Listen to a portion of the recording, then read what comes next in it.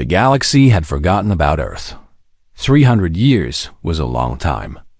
Long enough for empires to rise and fall. Long enough for wars to be fought and peace treaties to be signed. Long enough for an entire species to fade from memory, like a bad dream that nobody wanted to remember. Admiral Kyrvith stood on the bridge of his flagship, the Dominant Will, and looked at the star charts displayed before him. The Sol system glowed as a small yellow dot surrounded by a red circle. That red circle marked the quarantine zone. No ships entered, no ships left. That had been the law for 3 centuries. How much longer until we reached the boundary? He asked. His navigation officer checked her instruments. 4 hours, Admiral. The fleet is maintaining formation. Kyrvith nodded with satisfaction. His fleet consisted of 200 warships. It was more than enough for this mission. According to the old records, Earth had possessed only 12 primitive vessels when the quarantine began. Those ships would be dust by now. The humans had probably forgotten how to build anything more complex than farming tools. The Vorathi Dominion, his empire, was one of 12 great powers that ruled the galaxy. Together they formed the Grand Hegemony, a council of emperors who had divided all of known space among themselves. They controlled trillions of beings across millions of worlds. They commanded fleets of thousands of warships. They were the masters of everything they surveyed. And 300 years ago, they had looked upon humanity and felt fear. Kyrvith remembered the historical records. He had studied them carefully before accepting this mission. The humans had been a young species when the hegemony first discovered them. They had only recently developed faster-than-light travel. Their technology was primitive. Their military was laughable. By every measure, they should have been easy to absorb into the hegemony as a client species. But the humans had refused. The hegemony had offered them a simple choice: surrender their sovereignty and serve one of the 12 empires, or face destruction. Every other species in the galaxy had made the sensible choice. They had bent the knee. They had accepted their place in the natural order of things. The humans had said no. Not just no. They had said that they would fight. They had said that they would rather die free than live as slaves. They had looked upon the combined might of the greatest powers in the galaxy, and they had not blinked. The emperors had been confused at first. Then they had been angry. Then they had been afraid. Because there was something in those human eyes that disturbed them. A stubbornness. A fire. A refusal to accept what seemed inevitable. The emperors had seen many species in their long histories. They had never seen anything quite like this. So they had chosen a different path. Rather than destroy humanity and make martyrs of them, they had simply locked them away. A quarantine zone was established around the Sol system. Monitoring stations were placed at the boundary. And the galaxy moved on and forgot that humans had ever existed. Admiral, his communications officer, spoke up. We are receiving a transmission from Hegemony Command. Emperor Zethel wishes to speak with you. Kyrvith straightened his uniform. Put him through. The holographic display shimmered, and the image of Emperor Zethel appeared before him. The emperor was old, even by Vorathi standards. His scales had faded to a dull gray, and his eyes were clouded with age. But his mind was still sharp, and his ambition had not dimmed. Admiral Kyrvith, the emperor said, I trust your fleet is prepared. We are ready, Your Majesty. We will cross the quarantine boundary within hours. Excellent. The emperor's thin lips curved into what might have been a smile. This is a great day for the Dominion. The Sol system contains resources that we desperately need. The war against the Kethany Republic drains our reserves daily. Those human worlds will provide everything we require. What resistance should we expect, Your Majesty? The emperor laughed. It was not a pleasant sound. Resistance? From humans? They have been isolated for 3 centuries, Admiral. Our monitoring stations confirm that no significant technological advancement has occurred. They have regressed into barbarism. You will find farmers and primitives, nothing more. And if there are survivors who wish to fight, then you will do what must be done. The Emperor's eyes hardened. The humans refuse to join the hegemony willingly. They will join us now whether they wish to or not. Any who resist will be made an example of. Is that understood? Perfectly, Your Majesty. The transmission ended, and Carveth returned his attention to the star charts. He had his orders. The mission was simple. Enter the Sol system, assess the current state of humanity, and prepare for full integration into the Vorathi Dominion. If the humans cooperated, they would be treated as servants. If they resisted, they would be treated as enemies. Either way, the outcome was certain. The hours passed slowly as the fleet approached the quarantine boundary. Carveth used the time to review his tactical plans. He had divided his 200 ships into 4 battle groups. Each group would approach a different part of the Sol system. They would establish control over the outer planets first, then move inward toward Earth itself. It was a sound strategy. It was the same strategy the hegemony had used countless times against countless species. It had never failed. Admiral, we are approaching the boundary, his navigation officer announced. Carveth stood and walked to the main viewing window. The stars stretched out before him, cold and distant. Somewhere ahead, hidden in the darkness, was the Sol system. Was Earth, was humanity. All ships, prepare to cross, he ordered. Maintain battle formation. Weapons systems to standby. The fleet moved forward as one. 200 warships, each one capable of devastating a continent. 200 symbols of hegemony power, ready to reclaim what should have been theirs 3 centuries ago. They crossed the boundary. For a long moment, nothing happened. The fleet continued forward, sensors scanning in all directions. The Sol system appeared on their instruments, exactly as the old records described it. 8 planets orbiting a yellow star. Earth was the 3rd planet, a small blue and green world that seemed utterly insignificant. Sensor contact. The tactical officer's voice was sharp with surprise. Something is moving toward us from the inner system. Carveth turned to face the display. What is it? A ship? I think so, Admiral. But the readings make no sense. Explain. The tactical officer's hands moved across her console. The main display changed, showing a detailed sensor readout. What Carveth saw made him go still. That cannot be right, he said quietly. The object approaching them was a ship. That much was clear from its energy signature and its trajectory. But its size was impossible. According to the sensors, the vessel was 12 kilometers long. 12 kilometers. The largest ship in the hegemony fleet was barely 2 kilometers from bow to stern. It must be a sensor malfunction, Carveth said. Run a diagnostic. I already did, Admiral. The readings are accurate.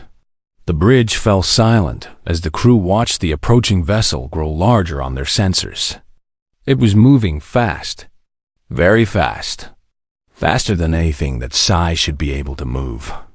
Admiral, we are being scanned, the communications officer reported. The vessel is analyzing our fleet. Can you determine its armament? A pause. Sir, our sensors cannot penetrate its hull. Some kind of shielding we have never encountered before. But I am detecting energy signatures consistent with weapon systems.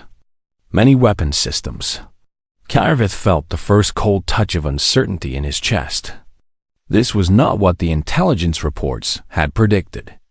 This was not what Emperor Zeth Al had promised. This was something else entirely. Open a communication channel, he ordered. Let us see who we are dealing with. The communications officer worked his console. Channel open, Admiral. Kyrveth straightened his shoulders and adopted his most commanding tone. "Unknown vessel, this is Admiral Kyrveth of the Varathi Dominion. You are in the presence of a hegemony fleet. Identify yourself immediately." For a moment, there was only silence. Then the main display flickered and a face appeared. It was a human face. A woman by human standards. Her hair was gray, cut short in a military style. Her eyes were dark and calm. She wore a uniform of deep blue with gold insignia on her shoulders. She looked at Kyrveth with an expression that showed neither fear nor hostility, only patience. "Admiral Kyrveth," she said. Her voice was clear and steady. "I am Fleet Admiral Sarah Chun of the Terran Defense Force. On behalf of the United Earth Government, I welcome you to Soul Space." She paused. "May I ask the purpose of your visit?" Kyrveth stared at the image before him. 300 years of isolation. 300 years of assumed regression and barbarism. And here was a human woman commanding a vessel that dwarfed anything in his fleet, speaking to him as if he were a guest arriving at her door. Something had gone very wrong with the intelligence reports. But Kyrveth was a veteran of many campaigns. He had faced surprises before. He had overcome them through strength and determination. One large ship, however impressive, was still just one ship. He had 200. "Admiral Chun," he said, "the hegemony has decided to end the quarantine of your system. Your worlds will be integrated into the Varathi Dominion. You will surrender your vessel and any other military assets to my command. If you cooperate, the transition will be peaceful. If you resist, Admiral Kyrveth had never known fear like this. He had fought in 17 major campaigns. He had faced enemies who outnumbered him 3-1. He had seen his ships destroyed and his crews killed. Through it all, he had remained calm. He had remained in control. He had found a way to victory. But this was different. This was not a battle he could win. This was not even a battle at all. This was a demonstration of power so absolute that resistance was meaningless. The human fleet surrounded his 200 ships like a vast net closing around trapped fish. Thousands of vessels, each one radiating enough energy to destroy a small moon. Their weapons were aimed but not firing. Their engines hummed with contained power. They waited in perfect formation, patient and still. Admiral Chun's face remained on his display. She had not threatened him. She had not demanded his surrender. She had simply asked if he wanted to revise his intentions. And now she waited for his answer. "Admiral," his first officer spoke quietly, "our weapons cannot penetrate their shields. Our engines cannot outrun their ships. If we fight, we will be destroyed in minutes. I know." Kyrveth's voice sounded strange to his own ears. Hollow. Defeated. "What are your orders?" Kyrveth closed his eyes. He thought of Emperor Zethel and his confident promises. He thought of the intelligence reports that had been so completely wrong. He thought of his crew, 4,000 Varathi who had trusted him to lead them. "Open a channel to the human admiral," he said. "Channel open." Kyrveth straightened his uniform one final time. It seemed important to maintain some dignity, even now. "Admiral Chun, in light of the current tactical situation, I am ordering my fleet to stand down. We will not resist. We surrender to your authority." Admiral Chun nodded slowly. Her expression showed neither triumph nor contempt, only a kind of tired satisfaction, as if she had expected this outcome and was glad it had happened without bloodshed. "A wise decision, Admiral. Your ships will follow my escort vessels to a holding zone near the fourth planet. Your crews will remain aboard their ships. You will be provided with supplies and medical attention if needed. No harm will come to any of you. And then? Then we will talk. There is much to discuss." The connection ended. Moments later, a squadron of human ships broke formation and moved toward the hegemony fleet. They were smaller than the Remembrance, but still larger than anything Kairavith commanded. They took up positions around his vessels, not threatening, but clearly ready to respond if anything unexpected happened. "Follow them," Kairavith ordered. "All ships, maintain formation. No hostile actions." His fleet began to move. 200 ships that had arrived as conquerors now sailed as prisoners. The journey to the holding zone took several hours. During that time, Kairavith watched the human fleet through his sensors. He counted ships. He analyzed configurations. He tried to understand what he was seeing. The numbers were staggering. 40,000 warships was more than the entire hegemony possessed. More than all 12 empires combined. And these were not primitive vessels. Their technology was clearly advanced beyond anything the galaxy had developed. Weapon systems that hegemony scientists had theorized about but never built. Shield configurations that should have been impossible. Engine designs that violated principles the Varathi had considered fundamental laws of physics. How did they do this? His first officer asked. 300 years is not enough time to build a fleet this large. It should have taken millennia. They knew we would come eventually, Kyra said quietly. They knew the quarantine would not last forever. So they prepared. But the monitoring stations, they showed no technological development, no construction, no military buildup. The stations showed what the humans wanted them to show. Kairavith felt a grudging respect forming in his chest. They fooled us. They fooled the entire hegemony. For 300 years, they let us believe they were helpless while they built an armada that could crush us like insects. The holding zone was a region of space near Mars, the fourth planet from the human sun. More human ships waited there, forming a perimeter. Kairavith's fleet was directed to a specific location and ordered to remain in position. Scanners monitored them constantly. There was no chance of escape. Hours passed. Kairavith waited on his bridge, watching the human vessels patrol around his imprisoned fleet. His crew worked in nervous silence. They all knew that their lives now depended on the mercy of beings they had been sent to conquer. "Admiral, we are receiving a priority transmission from Hegemony Command." Kairavith felt his stomach tighten. "Put it through." Emperor Zeth-Al's face appeared on the display. The old Varathi's eyes were wide with barely controlled panic. "Admiral Kairavith, what is happening?" "Our long-range sensors detected your fleet being surrounded." "Report." "Your Majesty, the situation has changed. The intelligence regarding humanity was incorrect." "Completely incorrect. Explain." Kairavith transmitted the sensor data his ships had collected. He watched the Emperor's face as the numbers appeared. He watched the color drain from those ancient scales. He watched fear replace arrogance. "This cannot be," the Emperor whispered. "This is impossible. I have confirmed the readings myself, Your Majesty.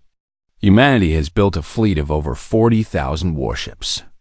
Each vessel is technologically superior to our most advanced designs. We cannot fight them.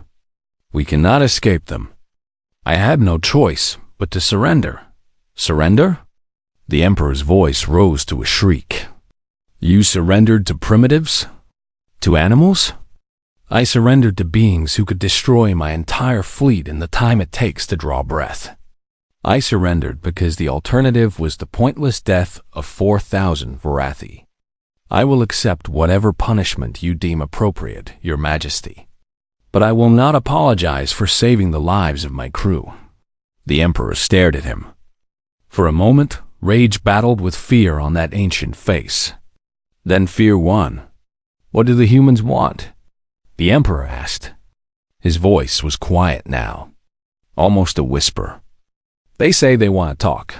Talk? Just talk? They have not made any other demands." Admiral Chun said, "There is much to discuss." "That is all I know." The Emperor was silent for a long moment. Behind him, Kyrvith could see other figures moving in the shadows. Other members of the Varathi High Command. All of them looked terrified. "We must inform the other emperors," Zethel finally said. "The Hegemony Council must convene immediately. If humanity intends war, we must be prepared. With respect, Your Majesty, I do not believe we can prepare for this. If humanity wanted war, they would have destroyed my fleet already. They did not. They took prisoners. They offered conversation. Perhaps this is an opportunity rather than a disaster." "An opportunity?" The Emperor's laugh was bitter. "An opportunity for what?" "To grovel before beings we caged for 3 centuries. To beg forgiveness from a species we treated as animals. Better to beg forgiveness than to die defiant, Your Majesty." The Emperor had no response to that. The transmission ended, leaving Kyrvith alone with his thoughts and his captive fleet. Days passed. The human ships maintained their vigil, but they did not threaten or attack. Supplies were delivered as promised. Food, water, medical equipment. Everything the Hegemony fleet needed to survive. The humans even sent technicians to help repair ships that had been damaged during the journey. Kyrvith found himself confused by this treatment. He had expected cruelty. He had expected revenge. The Hegemony would have treated prisoners with contempt. They would have humiliated them, starved them, reminded them constantly of their defeat. The humans did none of these things. They treated their prisoners with courtesy and respect. It was unsettling. On the 5th day, Admiral Chun contacted him again. "Admiral Kyrvith, I hope you and your crew are comfortable." "We are being treated well," he admitted. "Better than we expected. Better than we deserved. You came here following orders. You did not create the policies that led to this moment. There is no point in punishing soldiers for the decisions of emperors. What happens now? Now the conversation begins. But not with you." Admiral Chun smiled slightly. "I have received word that your Hegemony Council is gathering for an emergency session. All 12 emperors will attend, and they will receive a message from humanity within the hour." "What kind of message?" "A simple one. We are coming. Not for conquest. For a conversation." Kyrvith felt a chill run through him. "You cannot seriously intend to bring this fleet to Hegemony space. The emperors will see it as an invasion. What they see is their choice. We will not fire unless fired upon. We will not attack unless attacked. But we will have this conversation, Admiral. We have waited 300 years for it. We will not wait any longer. They will be afraid. Afraid people make terrible decisions." "Yes." Admiral Chun's eyes showed something that might have been sadness. "They often do. We are hoping the emperors will be wiser than that. But we are prepared if they are not." The transmission ended. Kyrvith sat in silence, trying to imagine what was about to happen. The greatest military force in galactic history was about to confront the 12 most powerful rulers in existence. The humans said they wanted conversation, but conversation at the point of a gun was not truly conversation. It was capitulation. 3 days later, the human fleet began to move. Kyrvith watched from his prisoner ship as 40,000 vessels organized themselves into formation. It was beautiful and terrifying. The Hegemony Council had not met in emergency session for over 100 years. The last time had been during the Kethany Uprising, when one of the client species had attempted rebellion. That crisis had been resolved quickly. The rebels were crushed. Their world was made an example. Order was restored. This was different. Emperor Zethel looked around the great chamber and saw fear on every face. 12 emperors had gathered from 12 empires. The most powerful beings in the galaxy sat at a circular table of polished black stone. Around them, holographic displays showed tactical data, intelligence reports, and the current position of the human fleet. That fleet was now 3 days away from hegemony core space. 40,000 ships moving through the void like a storm approaching the shore. "This is impossible." Emperor Vithros of the Syndicate spoke first. His voice trembled despite his efforts to control it. "Our monitoring stations showed nothing. 30 years I've been receiving reports that Earth was a dead world. Primitive scratching in the dirt. How could they hide this?" "They fooled us," Sovereign Maella of the Cathari Republic said quietly. She was the youngest ruler at the table, barely 200 years old by her species' reckoning. Her scales were still bright blue, not yet faded by age. "They showed us what we wanted to see. Fooled us for 300 years?" Vithros snarled. "That is not possible, and yet here we are." Grand Matriarch Zilith of the Consortium spread her 4 arms in a gesture of helplessness. "Discussing a human fleet larger than all our forces combined. The impossible has happened, Emperor Vithros. We must deal with reality, not denial." "What reality?" High Marshal Kreth of the Military Dominion slammed his fist on the table. "The reality that we are about to be conquered by beings we caged like animals. The reality that our empires are about to fall. What exactly do you suggest we deal with, Matriarch?" "Perhaps we should listen to what they have to say." Everyone turned to look at Sovereign Maella. She met their stares without flinching. "Listen to them?" Zethalith's voice was sharp with contempt. "They are bringing 40,000 warships to our doorstep. This is not a diplomatic mission. This is an invasion. They said they want conversation, not conquest. And you believe them?" Maella was silent for a moment. Then she spoke carefully. "I believe that if they wanted to destroy us, they would have done so already. They could have attacked without warning.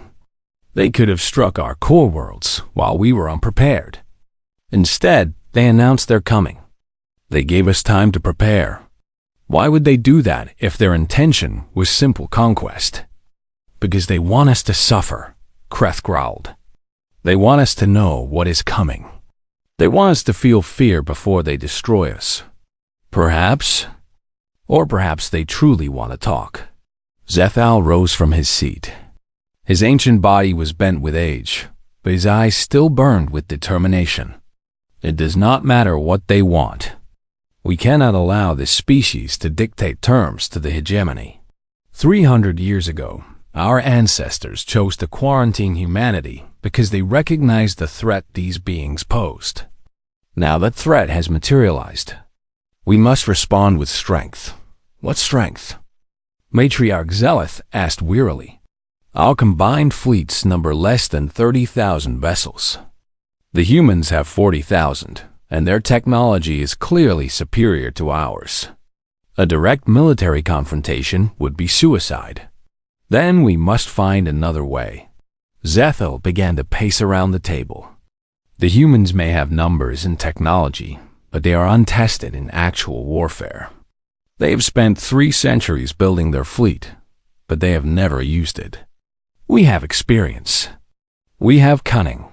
We have the will to survive. What are you suggesting?" Vithros asked. "I am suggesting that we find their weakness and exploit it. Every species has weaknesses. The humans must have them as well." The chamber fell silent as the emperors considered this. It was a desperate hope, but desperation was all they had left.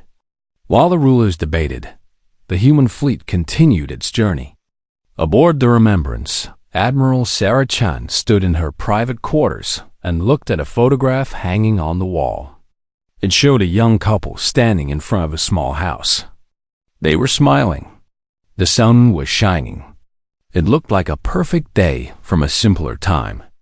"My great-great-grandparents," she said to the man standing behind her. They were alive when the quarantine began. General Marcus Webb nodded slowly. He was the commander of Earth's ground forces, a tall man with gray hair and steady eyes. What happened to them? They survived, raised their children, told them stories about what the galaxy had done to humanity. Chun's voice was quiet. Every generation since then has grown up with those stories. Every generation has added to the preparations. My grandmother supervised the construction of the remembrance. My father commanded the outer patrol before me. This is my inheritance, General. The accumulated effort of 300 years and 12 generations. And now we bring that inheritance to the galaxy. Yes. Chum turned to face him. But we must be careful about how we deliver it. If we arrive with anger and vengeance, we become exactly what the emperors feared. We prove them right. Some would say they deserve our anger. They deserve our vengeance. Perhaps they do. But deserving punishment and receiving it are different things. Chum moved to her desk and activated a holographic display. It showed the 12 empires of the hegemony, their territories marked in different colors. Look at this, General. Trillions of beings live under hegemony rule. Billions of them are members of client species who never had any say in what happened to humanity. If we destroy the hegemony, we destroy them as well. The client species might welcome liberation. Some might. Others might die in the chaos that follows. Wars create refugees, General. Collapsed economies create starvation. Political vacuums create violence. If we tear down the hegemony without thought for what comes after, we may kill more innocents than the emperors ever did. Webb studied the map for a long moment. So what is your plan? We show them our power. We make them understand that they cannot defeat us. And then we offer them a choice. They can change, adapt, become something better than what they were. Or they can resist and be destroyed. You think they will choose change? I think some of them might. The young Cathari sovereign, Maella. My intelligence suggests she was against the quarantine from the beginning.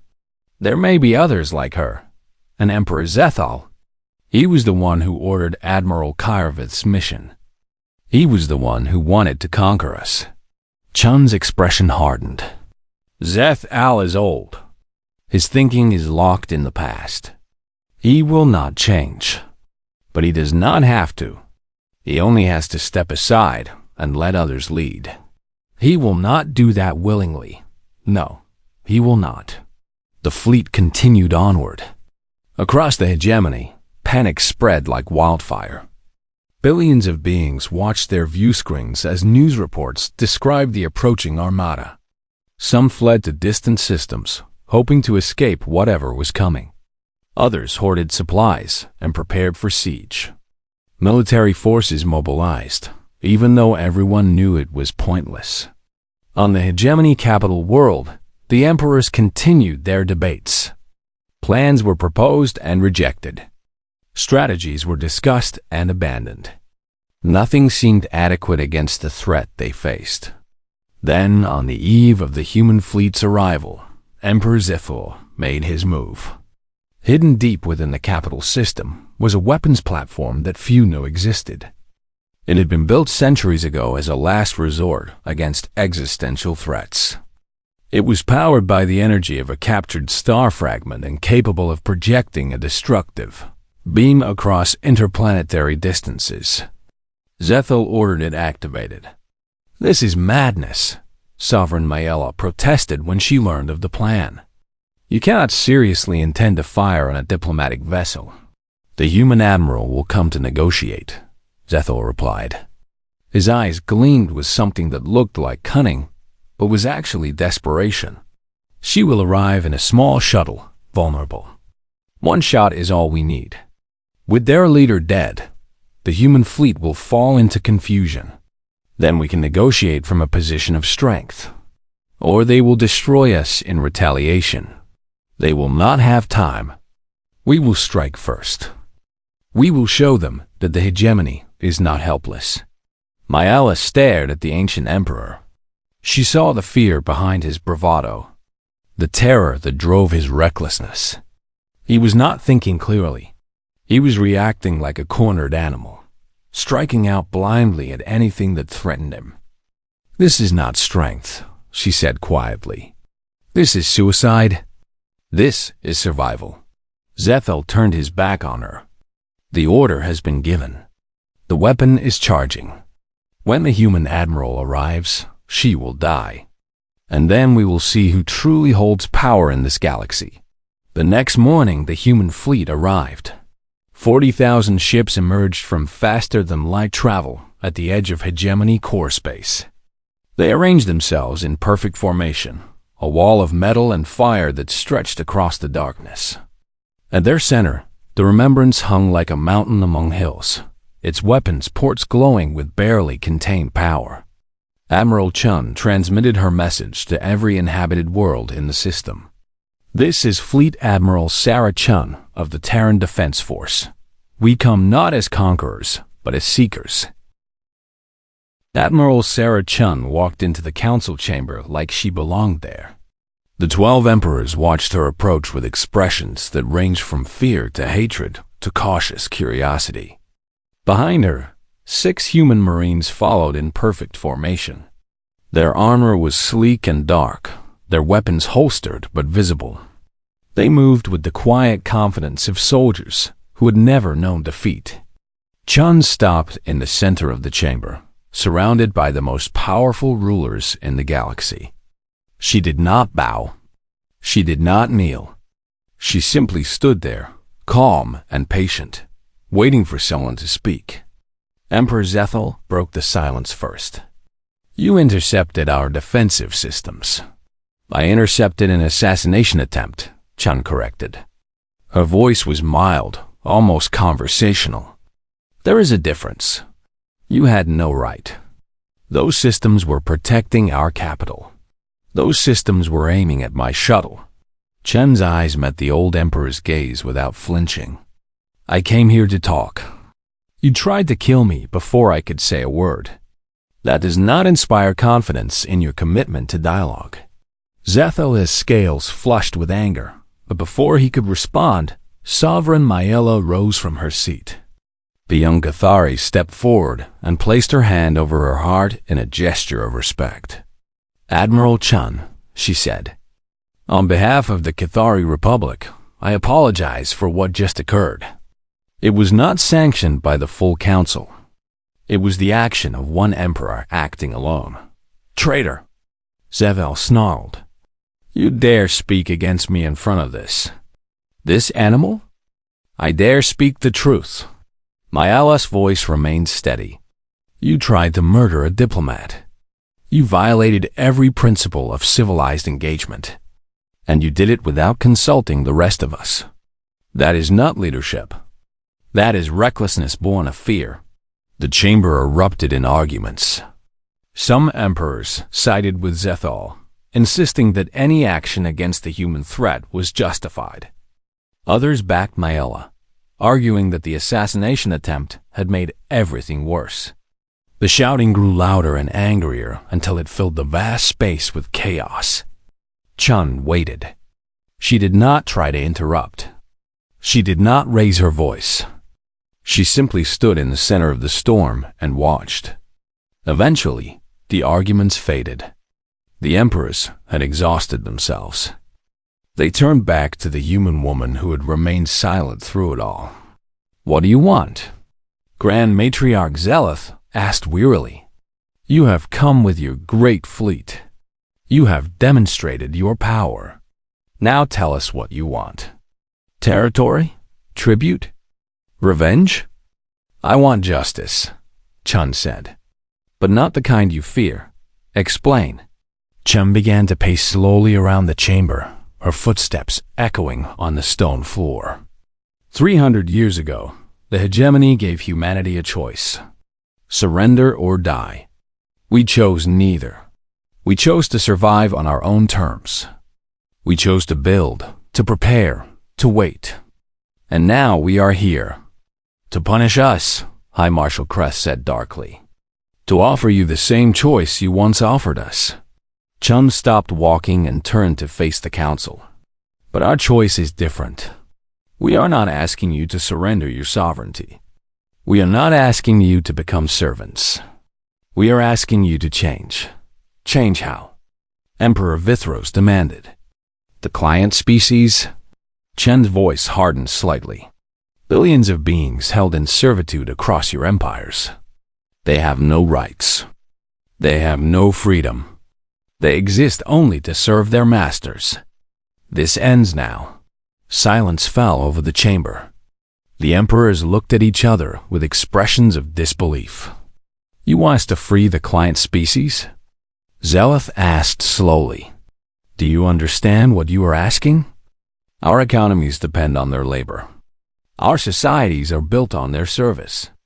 If we simply release them, everything will collapse. Then rebuild. Chun's response was immediate and unsympathetic. Find another way.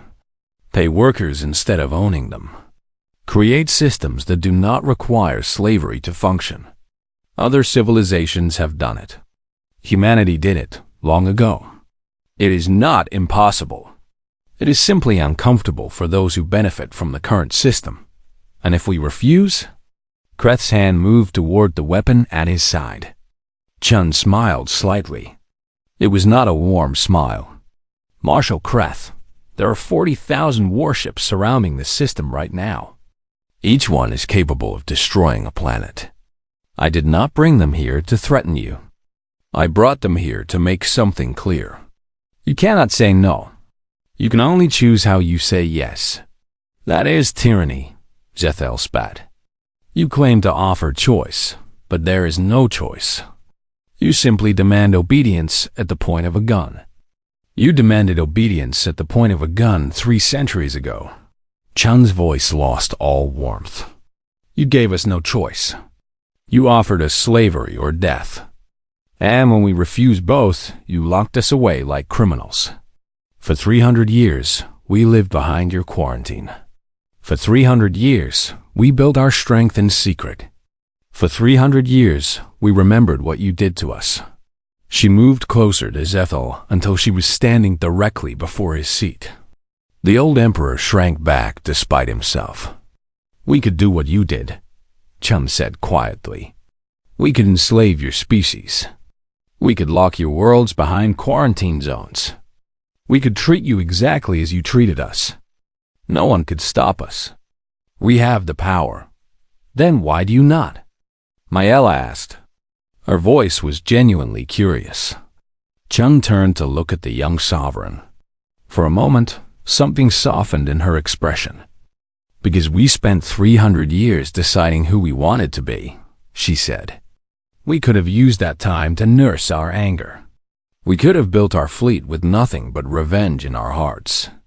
But that is not what we did. We built schools and hospitals. We created art and music. We raised children and told them stories about justice and mercy. We became a civilization that chooses to be better, even when we have every reason to be worse. She looked around the chamber, meeting each emperor's eyes in turn. You imprisoned us. We will not imprison you. You tried to enslave us. We will not enslave you. You tried to kill me today. I will not kill you in return. Chun paused. This is not weakness. This is strength. The strength to choose mercy when you have the power for vengeance. The strength to build something new instead of destroying what exists. Pretty words, Zethel sneered. But words mean nothing. What are your actual demands? I have already stated them. Release the client species. All of them. Establish laws that recognize their rights as free beings. Allow them to choose their own futures. And what of us? Zeleth asked. What happens to the hegemony? That depends on you. Chun clasped her hands behind her back. Humanity does not seek to rule the galaxy. We seek to join it as equals. If you dissolve the hegemony and create a new system based on cooperation rather than domination, we will help you build it. We will share our technology. We will offer our protection. We will work alongside you as partners. And if we resist, Then we will defend ourselves and those we have come to protect. We will not start a war, but we will end one." The emperors sat in stunned silence. This was not what they had expected. They had prepared for demands of surrender, for threats of destruction, for the humiliation they assumed would come from beings they had wronged so deeply. Instead, they were being offered partnership, mercy, a chance to become something better. It was almost worse. "I need time to consider this," Mayella said finally. "May I speak with you privately, Admiral?" Chun nodded. The two of them moved to a side chamber, leaving the other emperors to argue among themselves. Once they were alone, Mayella's composure cracked slightly. "You must understand how impossible this seems to us. For centuries, we have ruled through strength. The strong dominate the weak. That is the only law the galaxy has ever known. It was the only law humanity knew once," Chun replied. "We had empires. We had conquerors. We had masters and slaves. It took us thousands of years to learn better. But we did learn. And you can too. How can you be so certain?" "Because I have seen what you can become." Chun reached into her pocket and pulled out a small device. She activated it, and a holographic image appeared.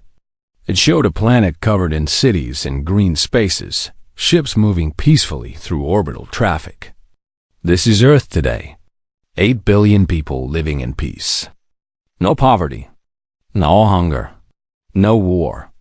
It is not perfect, but it is better than what came before." Mayella studied the image with wonder in her eyes. "And you believe we can achieve something similar?" "I believe you can if you choose to. The galaxy is vast. There is room enough for everyone. There is wealth enough for everyone. The only thing preventing peace is the belief that someone must always be on top. Let go of that belief, and everything becomes possible."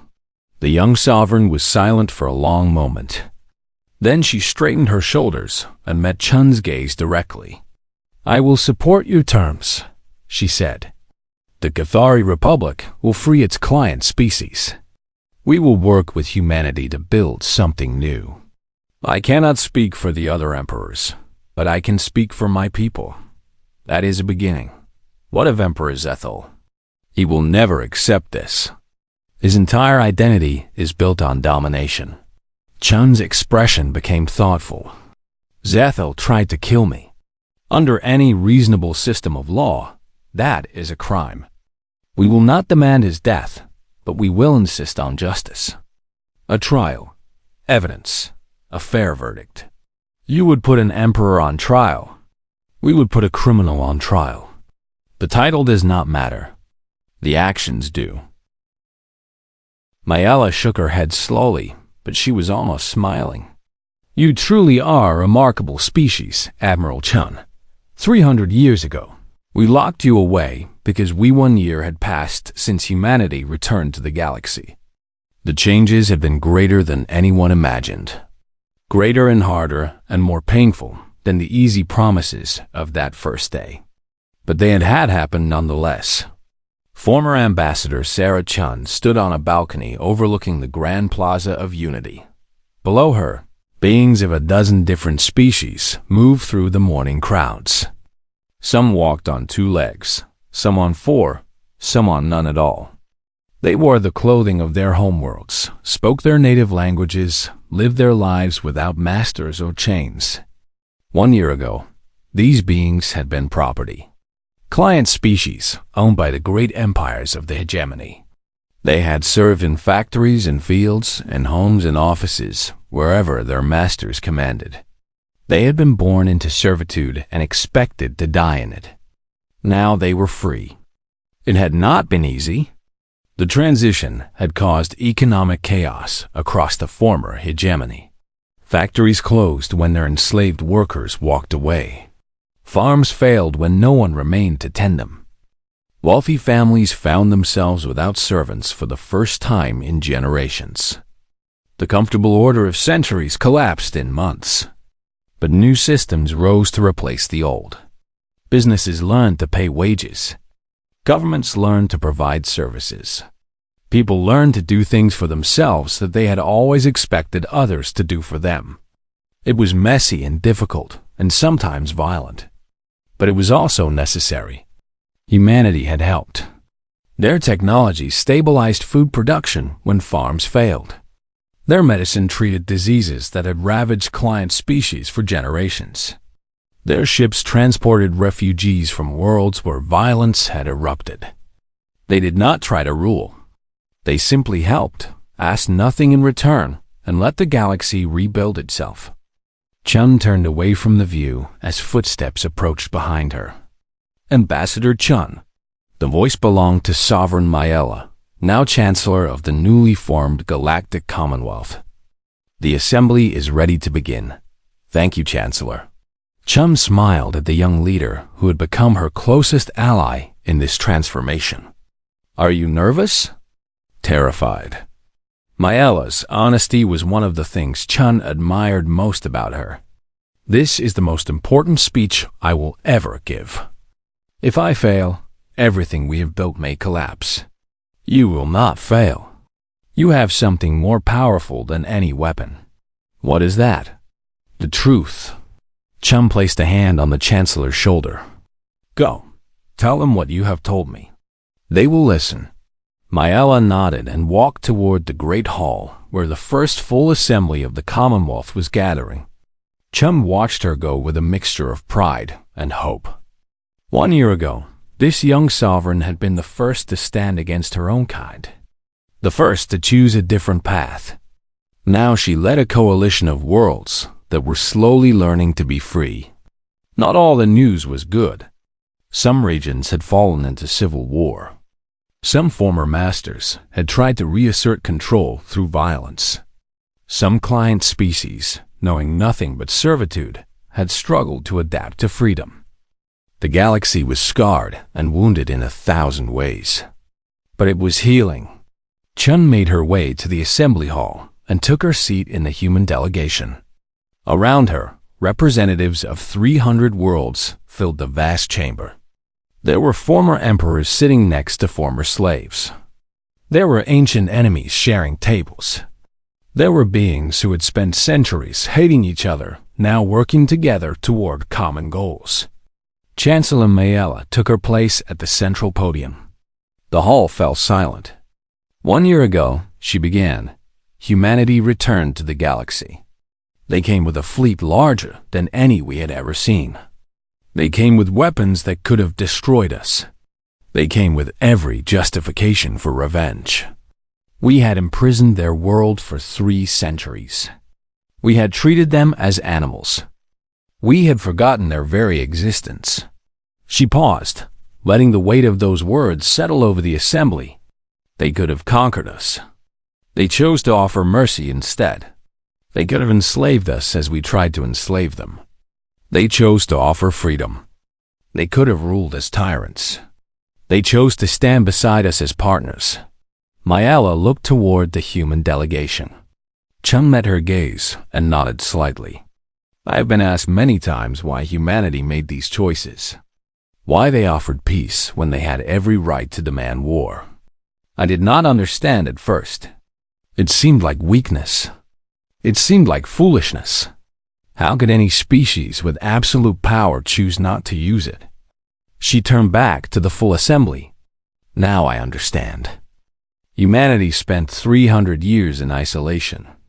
300 years with nothing but themselves and their history and the memory of what we did to them. And in that time, they asked themselves a question that we never thought to ask.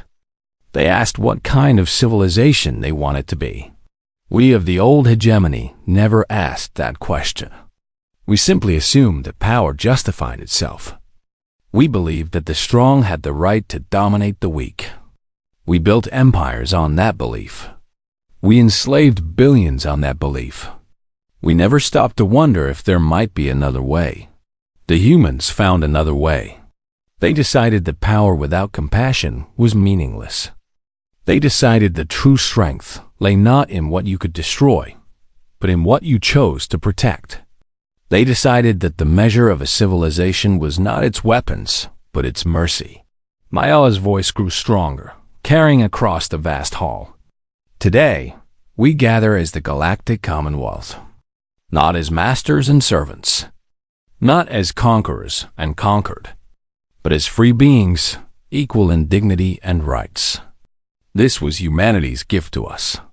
Not their technology, not their fleet, but the simple, revolutionary idea that everyone deserves to be free. We have far to go. Many worlds still struggle. Many wounds still bleed. The work of building a just society is never finished. But we have begun. And as long as we remember what humanity taught us, we will continue. She concluded with words that would be remembered for generations. The galaxy forgot about Earth, but Earth did not forget its own hard-won wisdom.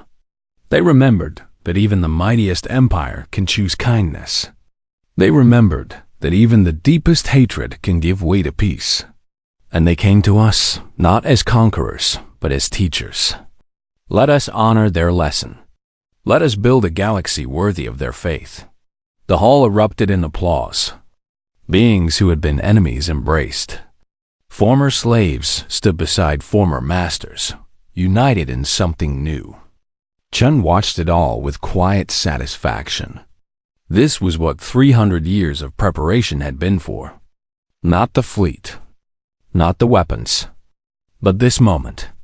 This proof that patience and mercy could change everything. Later that evening, she walked through the garden where a monument was being constructed. It showed a human hand reaching out to clasp an alien hand.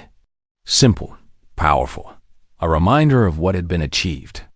A small group of children played nearby. Human and Varathian Cathari, all laughing together in the fading light. They had been born during the first year of the Commonwealth. They would grow up knowing nothing of the old hatreds. To them, the galaxy had always been a place of cooperation and hope. One of the children, a Vorathi girl with bright scales, ran up to Chun. "Are you the human lady everyone talks about?" she asked. "The one who brought the big ships?" Chun knelt down to be at eye level with the child. "I am. Why did you have so many ships? Were you going to fight a war?" Chun smiled softly. "We built those ships so we would never have to fight. So no one would ever hurt us again. And so we could protect anyone else who needed protecting." The girl thought about this seriously. "That is a lot of ships just for protecting." It is. But my people waited a very long time. We wanted to be sure. Sure of what? Chun looked at the monument, at the clasped hands reaching toward each other. Sure that when we finally returned, we would be able to choose mercy instead of anger. That takes a lot of strength. More strength than any weapon can give you. The girl nodded, as if this made perfect sense. Then she ran back to her friends, and their laughter filled the garden again. Chun stood and watched them play. Human children and alien children, running and chasing and falling down and getting up again, knowing nothing of the dark history that had brought this moment into being. Knowing only that the galaxy was a place where different beings could be friends. A year ago, the emperors had begged for mercy. They had expected destruction and received compassion. They had prepared for conquest and found partnership instead. Earth had waited 300 years for this moment. Not for revenge, not for domination, but for the chance to show the galaxy what humanity had learned through centuries of struggle and growth.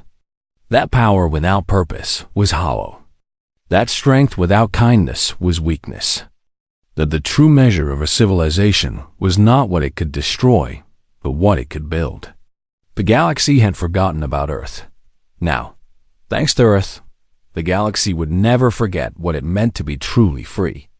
Chun watched the sun set over the garden where children of a dozen species played together in the fading light. Somewhere in the distance, the great ships of Earth's fleet orbited silently, their weapons quiet, their power held in reserve. They had built their strength to ensure they would never be caged again. They had used that strength to set others free. And in doing so, they had proven something that the old empires had never understood.